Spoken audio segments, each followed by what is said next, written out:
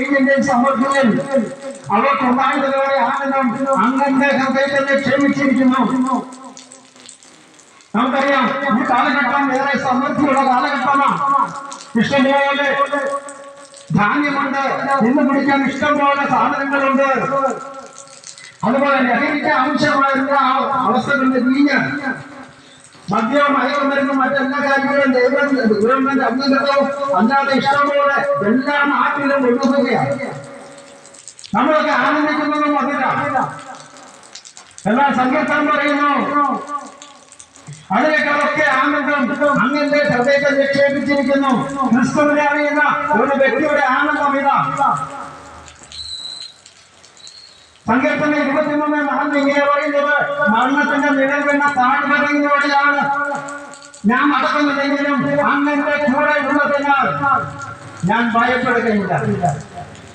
അത് പ്രിയപ്പെട്ടവരെ, ഏതൊരു മനുഷ്യന്റെയും ഭയപ്പാടിനെ നീക്കം ചെയ്യുന്നതാണ് യേശുവിന്റെ സാന്നിധ്യം. യേശുക്രിസ്തുവിന്റെ വിശ്വാസം.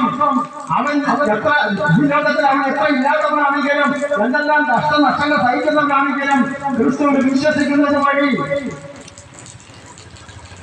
അവന് ജീവിതത്തിൽ സമാധാനമുണ്ട്, സന്തോഷമുണ്ട്, സംതൃപ്തിയുണ്ട്. 34 സങ്കീർത്തനം പറയുന്നു, അവന്റെ മുഖത്തേക്ക് നോക്കിയവരെല്ലാം പ്രകാശിതരായി. അതെ, ദൈവത്തിന്റെ തിരുമുഖത്തേക്ക് നോക്കുന്നവർക്കാണ് ജീവനിൽ പ്രകാശമുണ്ട് കേട്ടോ, ആനന്ദമുണ്ട് കേട്ടോ, സമാധാനമുണ്ട്. യേശുക്രിസ്തു പറഞ്ഞു, ഞാൻ നിങ്ങൾക്ക് സമാധാനം നൽകുന്നുവെന്ന്. അതെ, മനുഷ്യരാശി മുഴുവൻ സമാധാനമാണ് യേശുക്രിസ്തു. നമുക്കറിയാം ചരിത്രത്തിൽ അനേക രാജാക്കന്മാര്, ജനനേതാക്കള്, അങ്ങനെ അനേക പ്രശസ്ത വ്യക്തികൾ കടന്നു വന്നിട്ടുണ്ട്. പക്ഷെ ആര് പറഞ്ഞിട്ടുണ്ട് ഞാൻ നിങ്ങൾക്ക് സമാധാനം നൽകാമെന്ന്?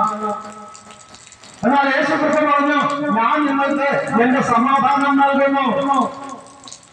അതേപോലെ സമാധാനത്തിന് വേണ്ടിയല്ലേ ചില മതത്തിന് പോകുന്നത്, മയക്കുമരുന്നിന് പോകുന്നത്, യേശുക്രിസ്തുവിന് പോകുന്നത്, മറ്റേ കെട്ടിലെ പാവങ്ങൾക്ക് പിന്നാലെ പോകുന്നത്, നമ്മൾ സമാധാനത്തിന് വേണ്ടി പോകുന്നത്, അതുകൊണ്ട് തന്നെ അധികാര സ്ഥാനങ്ങൾക്ക് വേണ്ടി പോകുന്നത്. അവരൊക്കെ വിചാരിക്കുന്നത് ഇതെല്ലാം എനിക്ക് സ്വന്തമാക്കാൻ പറ്റിയാല് എനിക്ക് സമാധാനം ഉണ്ടാകുക. ഞങ്ങൾ പല പ്രശസ്ത വ്യക്തികളോടും സംസാരിച്ചിട്ടുണ്ട്. പക്ഷെ അവരൊക്കെ പറയുന്ന എല്ലാം ഉണ്ട്. ഒത്തിരി ബാങ്ക് ബാലൻസ് ഉണ്ട്, ഔദ്യോഗിക കാര്യങ്ങളിൽ നല്ല സ്ഥാനമുണ്ട്, നല്ല ബന്ധബലമുണ്ട്, എല്ലാം ഉണ്ട്. എന്നാലും എന്തോ ഒരു അസ്വസ്ഥത, ഒരു സുഖമില്ലായ്മ. എന്തുകൊണ്ടാണ്?